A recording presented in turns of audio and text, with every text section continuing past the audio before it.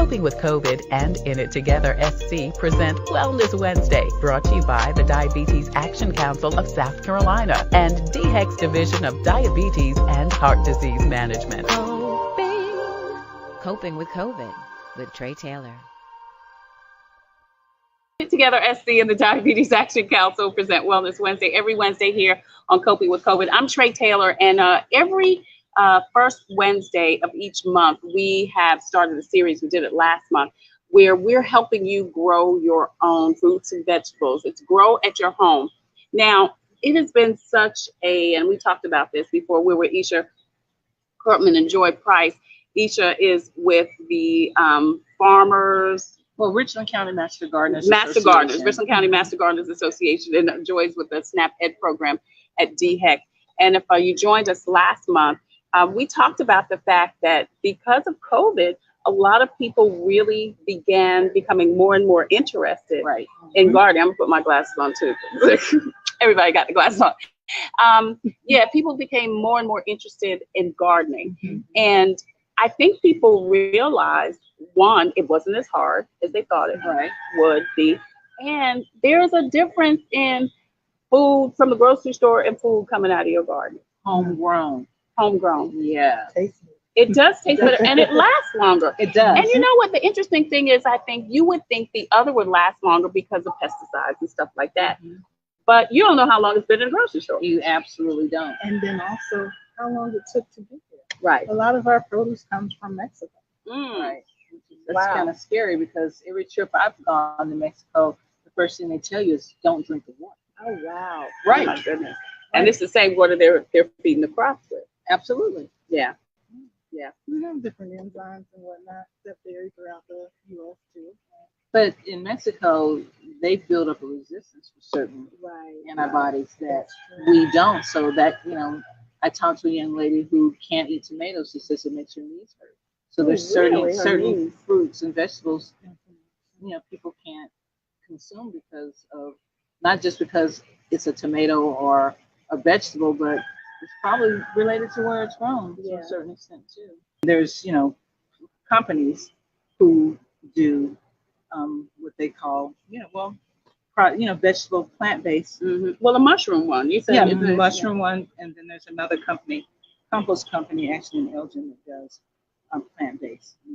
Well, not manure, but plant-based compost. Yeah. So what I have, I tried both. 2 of my bins have chicken and 2 have cow. So I'm trying to see now which one. So far, the cow manure seems to be thriving for my cucumbers. Really? Okay. So it may be that some vegetables do better in a certain type of manure. I've never really checked it out, but that's something I will check out, after today and see. But I'm real pleased with overall, performance of all the plants so far. They're all thriving and getting enough water. But with a container garden, the one thing that you really need to remember is that you have to water every day, just about, especially when it's in this temperature of weather, because like you see those grow bags, and we'll go over there.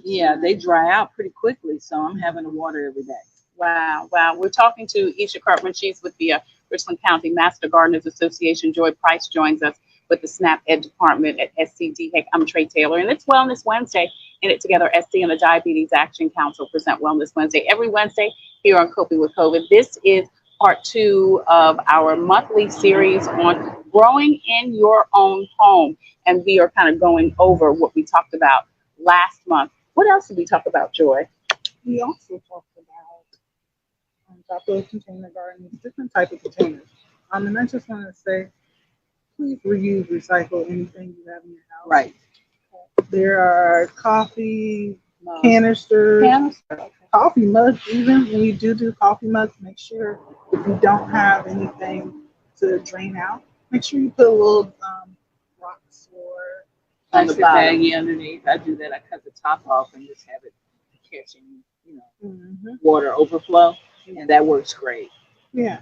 So you make sure that you have some type of drainage system installed in your coffee mugs.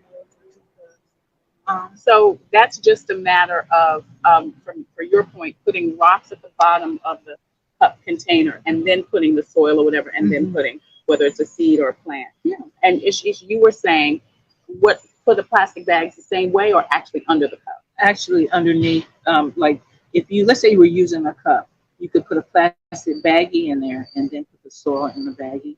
And also from the sweat, that'll kind of help keep it moist as well. But generally, you really want to, the best way is to have a container that has a hole in the bottom.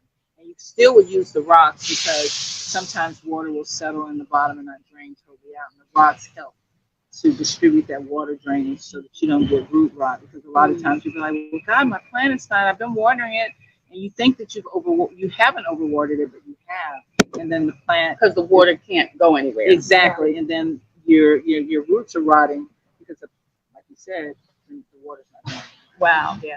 That's an interesting point because you're right. I mean, they need water and you're giving them water and then they're still not doing well, but it's because the water has to drain. It's got to go somewhere. Right. Exactly. Yeah.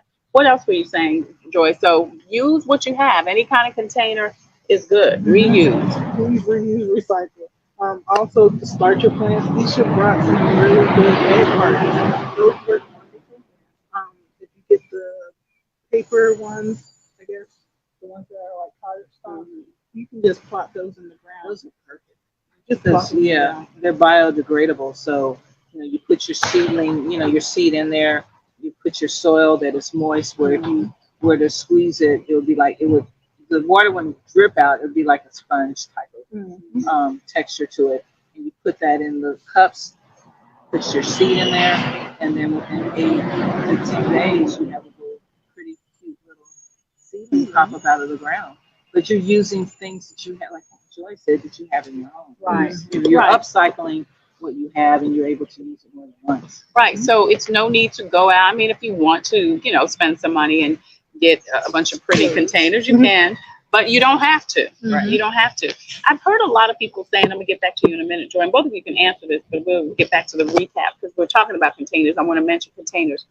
I've seen a lot online about not using the dollar store containers. Do you, do you know anything about that, or any of those toxic, like people say? I think any kind of plastic may have a degree of toxicity to it, especially if it's not BPA or it doesn't have that triangle printed on it. But normally, because I have some plastic containers here like that one, I'm not putting my soil in the container. I'm just keeping the container that I'm getting from wherever I purchased the plant from. I leave it in there and then I sit it inside the container, so it has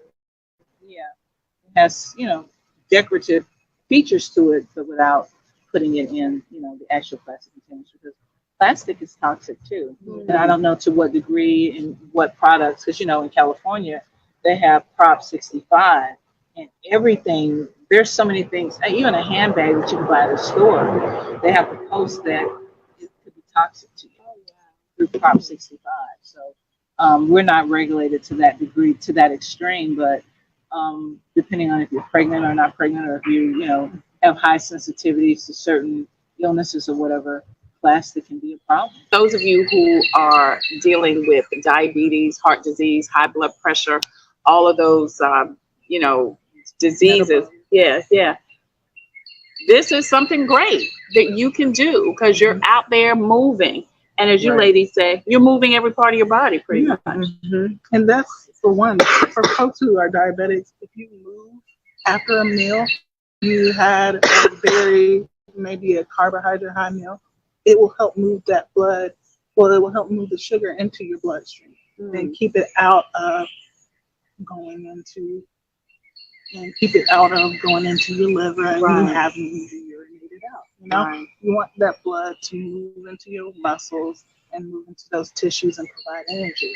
So the more you move, the quicker that the insulin works and the quicker it gets that sugar into your body. Instead of just going into the void. So you want to keep moving, you want to eat very nutrient-dense vegetables. Yeah. Let's talk a little bit about, and we talked about this too, what's good to grow right now. We're in South Carolina where it really doesn't get that hot. Not cold, rather. It's very hot, not that cold. So do we have 4 seasons of growing seasons, or are there just 2 growing seasons? What are the growing seasons? So it's kind of like for South Carolina, we have mild weather and we have cold weather, and then we have hot. Right. Right now we're in the hot stage. So the good hot nature vegetables are our sweet potatoes. Those are good to go in the ground right now. Sweet potatoes. Okra, tomatoes. Excuse me. I'm thinking Sweet potato, okra, tomatoes. That's what you can. Cucumber, squash, corn, zucchini, corn.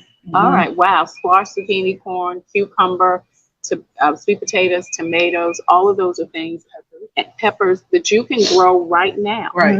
Yeah. And if you sow them right now, most likely you'll probably get a yield starting in August. And you'll probably have maybe a month of cuttings from that. And so it will bring you into September, which is our mild months. Right. So you'll want to already have in ground starting in August, collards, the leafy greens. Right, exactly. Because what they say, the rule of thumb is that, excuse me, you start sowing in February. After the last frost is when you really start germinating or planting your seeds. And then you have your spring crop, and then you'll have a summer crop, a fall crop, and a winter crop. And collards are really considered to be a cold weather Okay. Crop. yeah. So seedlings, or this is the other thing we talked about, seeds or the little, what is it called? Seedlings or seeds? Plant babies. Yeah, plant babies. Which is best? Well, my first year of gardening, which was 2 years ago, I spent a lot of money on buying seedlings from a local box store. This Seedlings year are just a little already kind of, they're already started to grow. Exactly. This year, I germinated from seeds and I used grow lights. So the cucumber that you see over there came from seed. The tomatoes, I did probably, 45 tomato plants from seeds.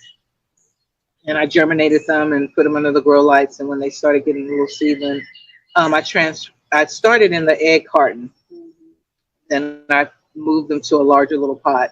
And then as they grow, the only downside to doing your own seeds is that there's a longer process of getting them ready to go in the ground, because you have to, what they call harden them, which means they have to get used to sunlight. That you can have, indirect sun, but before they can go in the ground, they need to be able to handle full sun. So when you buy a seedling, obviously you can just put it right there into the dirt. They've already gone through that process. But when you buy a seed, let's talk a little bit about what you have to do before you put it in the ground or in a container. All right. Well, what I think about when I was in the first grade, when they were showing us how to grow potatoes and beans. Bean was the first thing that I ever learned how to grow. And basically all I did was I triple layered paper towel. Then I poured the water on the paper towel to saturate the paper towel. And then I put my seeds, place them in there, space them apart on the wet paper towel. Because if you don't do that, then as they start to germinate and grow, the roots start to grow. They'll grow into each other. And then I place another triple layer of wet paper towel on top and make sure it stayed moist and in a dark place for like 10 days. And I was inside the house. Inside the house, because you want it to be in a warm place. Can't put it out on the porch if it's still cold outside. But if it is warm, can you take it outside? Yes, you can. You just still has to be in a dark place. Warm, dark place, inside or out. You're trying to imitate underground. Underground, exactly. Oh, okay. You're trying to imitate under warm, dark place. Yeah. And then from there, I'm telling you, it's just an amazing thing, just how wonderful it is to know that you put your hands, you touch something, and you made it grow from a seed. And in a few more weeks, you'll start to see the fruit on the tomato plants. And then in a couple more weeks, you'll be able to pick them. I mean, that's just the most wonderful thing. And I have this motto, and I don't know if anyone else uses it, but people say you are what you eat. But if you eat right, you think right. And if you think right, you live right. And it's really true. We are what we eat. What we consume and what we put in our body is a reflection of our health at that given moment. So how do you know after you put your seeds in a warm, dark place How do you know when they're ready? When you just see them sprouting? Yes, once they start sprouting. And how long a process is that typically? Gosh, it depends on 10 days. It depends on what seed it is. Okay. But what you do is you go back and check it periodically because you want to make sure that the towel stays moist. Okay, right. And if not, you need to add more water. Yeah. Does it matter what kind of water? Yes, it does. Do not use bottled water. Okay. There's certain chlorine and things. The water is treated with certain things are not good for plants. Okay. So, because at one point, just tap water? Tap water is the best. Just use tap water, not distilled water, not purified water, and not bottled water. Tap water. Now, what happens if you get like moldy? Like if there's not enough air circulation going on? Well, you might get some moldy if you're using dirt to germinate, but with the paper towel method, I have not experienced any mold whatsoever. Okay. But with the whole water situation, when you're going back and forth and checking it, you're lifting that paper towel up to see if they sprouted yet or not. And when you see them sprout, you're going to be really excited. Yeah. And then you transfer them to dirt. Okay. And if we're talking about container gardening, so you just put, how many seeds do you put in a container? I went overboard. One packet of seeds is probably 18 to 24 seeds for $2. Let's say that. This is just hypothetically $2. Well, if you go to a box store, you can pay almost $5 for one seedling. Mm-hmm. So I grew 3 packs of tomatoes of different types, 18 of them. So like I said, I went overboard. How many did you put in each container, though? Did you put all 18 in one container? Just one. Oh, okay. You have to, at that point, once they're ready to go into a dirt container, 1 seed per container. 1 seed per container. We're talking about container gardening and kind of going over not only some things that we talked about last month, but some new things. I'm Tre Tailor, and Isha Kirton joins us from the Richland County Master Gardeners Association. Joy Price also joins us from DEHEC SNAP Ed Department.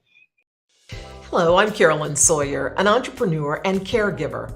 Part of taking care of your health is knowing if you're at risk of type 2 diabetes. Prediabetes is serious and puts you at risk for developing type 2 diabetes.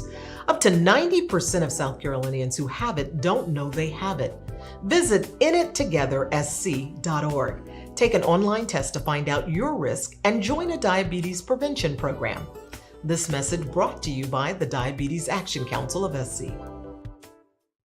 Computers, they're a part of our everyday lives, but when they're not working, they're an everyday problem. So call Computers Unique, your everyday solution. 803-351-5821. Is your computer running slow? Won't turn on? Do you need a screen replaced? Or maybe you just need another computer? Well, Computers Unique is your one-stop shop for all your computer needs. They have a wide variety of new and pre-owned PCs, Macs, and tablets. So call Computers Unique, Dutch Square Mall. 803-351-5821. 803-351-5821. Hi, I'm Master Deputy Addie Perez with the Richland County Sheriff's Department Community Action Team. As a mother, I know it's important to take care of my health for those I care about. Part of doing that is knowing my risk for developing type 2 diabetes. So if I was you, I'll take the opportunity to visit inittogethersc.org and take an online test to find out if you have prediabetes. Again, the website is inittogethersc.org. This message is brought to you by the Diabetes Action Council of South Carolina. In It Together SC and the Diabetes Action Council present Wellness Wednesday every Wednesday here on Coping with COVID with Tre Tailor. I'm Tre Tailor. We're back here in front of the DEHEC Garden. We were here a couple of months ago when Joy showed us the very beginnings of it, and she joins us again from the DEHEC Garden. You can see all of the great stuff that they've gotten from the garden already, and we'll talk a little bit about that in just a minute. Shanae Golloway joins us. She is a Master Gardener intern. Good luck, congratulations. Thank you. Let me ask you why you were interested in being a Master Gardener. Who wants to do that? Well, I'm a bit of a nerd. I was a biology undergrad major and just love nature in general. Yeah. But I went on a trip to Italy and came back and was super sad. And so I tried to recreate what I saw in my backyard. So I started with sunflowers and I got an olive tree and grapevines. Wow. And then it just exploded from there. And I went to the Sandhill Market and saw some Master Gardeners, and they gave me a soil sample bag. And so I started digging into it. And then I met another lady who was a Master Gardener. and she told me so much about it, and I was like, I want to do this. Yeah, so yeah. Well, super thank you excited. so much for joining us. Good luck on your journey. Thank you. Okay, so Joy, tell us first what you guys planted. Just kind of do a wrap, kind of a review of what you planted in the DEHEC garden. So we have several variations of squash. We have butternut squash, zucchini squash, as well as straight neck yellow squash. And we also have some tomatoes, 2 types of those. We have the regular heirloom ones, and then we also have some of these. Oh yeah, those right there. And then we have some cherry sun gold ones. So instead of turning a nice red color, they turn a big yellow, like this. Okay.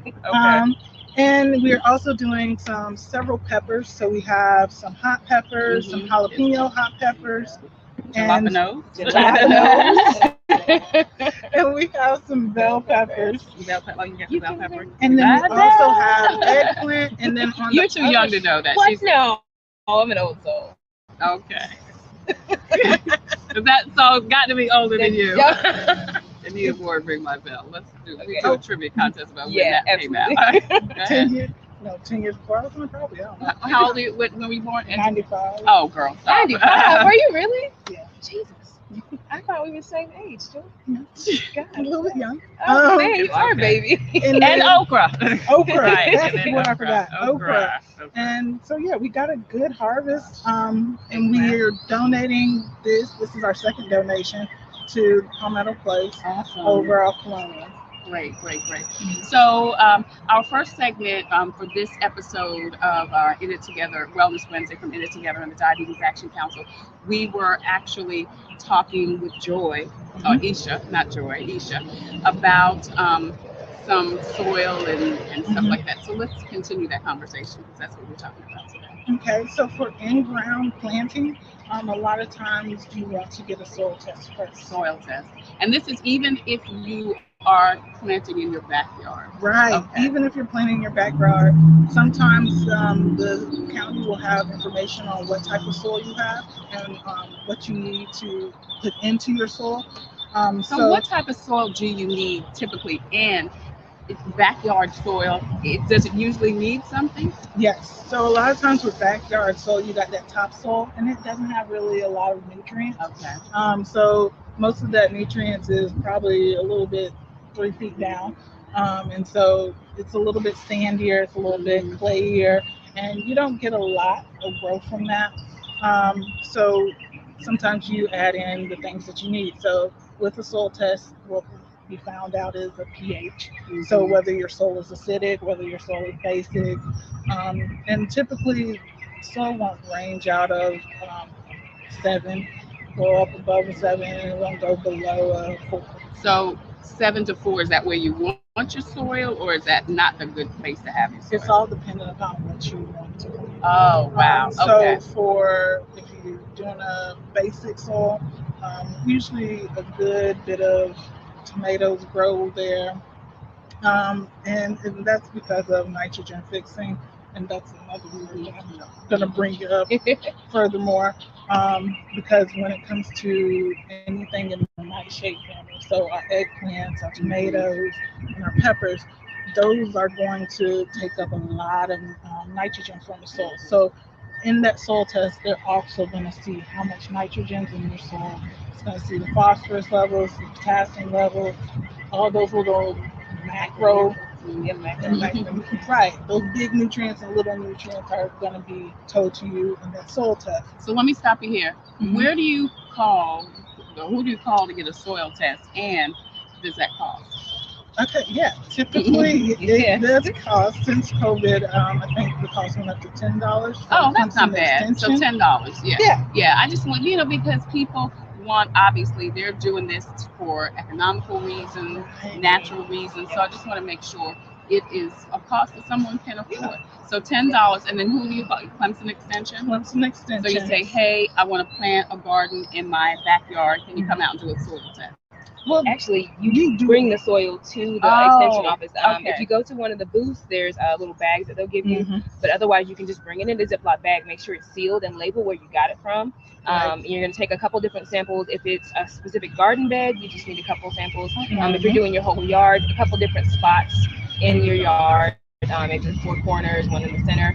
Put all that in the bag, and then you bring that to the extension office. We'll process it, and then we'll ship it off to Clemson. They do the testing, and then they will email you the results back. If you have questions about your results, you can call the extension office or the lab itself and ask them. But they have a summary of your results, so they can tell you what you need based on the results that they gave you. Awesome. In It Together, SC and the Diabetes Action Council present Wellness Wednesday. Every Wednesday here on Coping with COVID. I'm Tre Tailor. We're here with Shanae Golloway. She is a Master Gardener intern, and Joy Price with DEHEC. We have been doing this series, as you can hear, the animals in the background. Grow at home, and we're getting you ready for your at-home garden, getting you ready for what your soil needs to be for you to grow. Now, you mentioned, Joy, that you need certain types of soil to plant certain types of things. So when you go to Clemson with your soil, do you tell them I want to plant X, Y, Z, and they'll tell you what your soil is good for? Yeah, and they'll also tell you the amendments you need to add in. Okay. And so, like she was saying, the analysis will detail you on what's missing.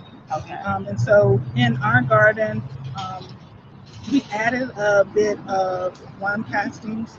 And the worm castings itself is just a natural fertilizer that kind of adds back in a good bit of nutrients, kind of the potassium and the phosphorus, but it doesn't add all the nutrients in.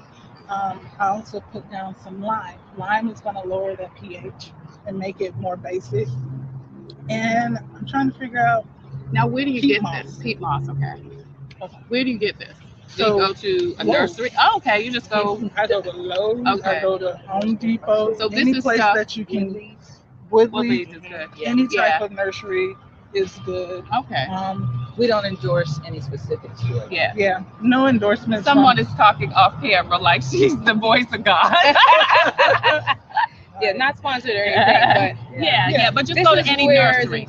Wherever you can get your soil, you can also get the nutrients to put back into the soil. Right. Okay. All right. And again, Clemson will let you know you need X, Y, Z. Okay. All right. Great. And then for plants and whatnot, typically when you get your stuff from the big corporate places, they won't necessarily have all of the additives you need in there. When you go to nurseries, they'll make sure you have enough food and nutrients for your plant to last 6 months. Oh, that's good. Out of purchasing. So you would suggest maybe a nursery, because a nursery specializes in plants. You know, a nursery would probably be your better bet to get your nutrients. Okay. Provide some of the all-in-one fertilizers, amendments, and then they have some of the individual, like just phosphorus or just the nitrogen. So you can pick and choose what you need, or you can get an all-in-one if that's easier. Awesome. All right, so we've got our soil tested. We find out what we need in our soil. We've gone to the nursery. We've got what we need. What do we do next? We plant. Yay! So once we plant everything, you probably see in the area the different type of animals that may come up, or the different type of insects that may come up. So you might have an ant problem in your yard, and you might have. And that's not good. No, it's okay. It's okay. It's okay because ants are pollinators, so they are friends. Ants are your friends. Now, the black ants or the red ants, or does it matter? Well, fire ants is a little different. Fire ants, but fire ants typically do like our vegetable gardens. So it's a part of the landscape. Okay, we're in their world. Yes, we are. Right, and sometimes with ants, you just gotta dust them off. But ants are good, so we want to keep them in the garden, because with our squashes and whatnot, they do not self-pollinate. They need help. Well, I want to ask you 2 questions right here. When we are making a decision as to where to plant in our garden based on what our soil looks like, where does the sun need to be?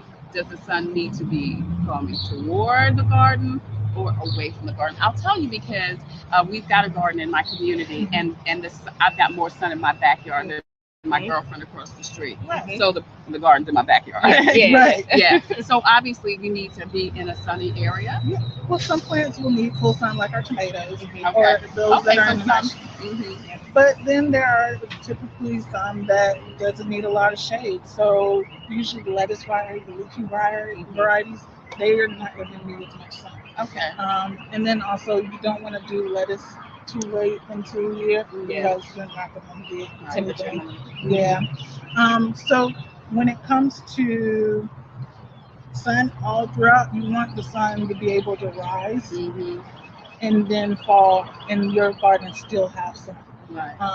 If you have the full sun plants. So if usually the sun rises in the east, goes in the west. Usually. So, usually. In the normal world. In the normal world, if you live in a different dimension. Right. And so you're gonna want to place your garden kind of like as a compass, where it basically has full coverage from east to west. Okay. All right. Great. Joy Price and Shanae Golloway join us. I'm Tre Tailor, In It Together SC, and the Diabetes Action Council present Wellness Wednesday every Wednesday here on Coping with COVID. We've been talking about grow at home, giving you ways and examples and tips and information for you to grow your own garden. All right. So we're planting, and what do you plant when? Like some things you plant in the summer, so what right now, 2 days into summer, do we 2 days into summer? So okra. And it's been 100 degrees for a whole week. The whole month it feels like. Yeah. So typically in the summertime, you're gonna want to put some eggplants in the ground. You want to put tomatoes or brown cherries, okra, all your peppers, but also, as we're heading into July, you want to start indoors with your lettuce varieties and your kale varieties. All right, so indoor, and of course we talked about earlier with Isha, we can do seedlings. So inside, go ahead and do your kale, your lettuce, but outside you can do Eggplants, tomatoes, okra, squash. Yeah. Right now. I think that's it. Sunflowers also do really. Sunflowers, marigolds. Yeah, a lot of the annuals you can go ahead and put in the ground now, the ones that are being sold from big box stores and nurseries, but they're good for now. And then anything that is not really good for hot climate, if you have a shady area, it will be okay. I still have pansies and violas right under my deck, and so because it's shaded and I have sunflowers on top of that and they provide a lot of shade, they're still doing fine and still proliferating. So well, you make a great point, because I know again when we worked on my garden, we had 2 beds and then we had flowers in the middle for pollination. Right. So is that important? Do you need to have a flower bed someplace around where your plants are? So yeah, it's helpful. It's very helpful. Like with sunflowers are attract all the pollinators. Really? Right. Okay. Oh, yes. They attract every single one of them, but they also attract things that eat aphids. What does that mean? Nobody knows what aphids is. So aphids is the worst pest for your garden. And they are what? They're little bugs that eat. Oh, so it's actually a insect called an aphid. Aphid. Or is it a family of insects? No, the aphid is the specific species, but it does fall under another family. Okay. All right. They are sapsuckers. Yeah. Nobody wants to be around a sapsucker, whether it's an insect or a person. By any means. I digress, though. Yeah. And so the birds will come and peck away at the aphids that are on the plants. So with the tomatoes, aphids love tomato leaves. They love any peppers. They love everything. Your roses. Oh yeah. Yeah. Okay. Yeah. Great. Yeah. And you want to get them out. If you physically can go in and pick them out, you can do so. But typically they'll have little eggs on your plant. I don't know if you can see that. Yeah. But they're little black little black eggs on there, and they typically will hatch their larvae, and so the little larvae will go around and eat everything along with the mommy aphids, and they will eat as well. So well, I want to come back maybe next month or another month and do a segment on how to control pests in your garden. Thank you so much for joining us for the award-winning Coping with COVID and Coping with Tre Tailor. I'm Tre Tailor. Listen, if you have a story or initiative that could help someone cope with COVID, please email booking@copingwithtretailer.com. If you have a product or service that could help someone cope with COVID, please email copingwithtretailer@gmail.com. We would love for you to be a proud sponsor, just like In It Together SC and the Diabetes Action Council. They sponsor Wellness Wednesday every Wednesday here on Coping with COVID. Our other sponsors include Computers Unique, Dutch Square Mall, Palmetto Media Connections, the Comet Bus System, Agape Counseling and Training Services, and Black Pages, Black Expo. Listen, as always, we leave you with a reading. We've been reading this year Conversations with God from Cheryl Mims Williams. This is a great book that includes some of her journal writings and some of her some scriptural readings. This chapter is called Thank You. And I'm just going to read some things that we can thank God for just throughout the day. Thank you for your strength in Jesus Christ and the Holy Spirit. Thank you for opening my heart and mind to your word. Thank you for listening ears that I might hear every word you speak. Thank you for clarity on my mission, my ministry, and my calling. Thank you for making my load and burden lighter. Thank you because you have fallen and doesn't mean that you are a failure. These are things we can just thank God for throughout the day. Have you ever thought about just taking the time, maybe once an hour, starting the hour with, God, I thank you for ... whatever. That'll make your day go so much better. You make our day here at Coping and Tailor Made Productions so much better. We appreciate you watching and for listening and for supporting and for commenting and for liking and for posting and for sharing. We appreciate you. All right. Until the next time, I wish you peace and abundant blessings. Take care. God bless. Stay well. And don't forget to wear your mask over your nose and under your chin. We'll see you soon.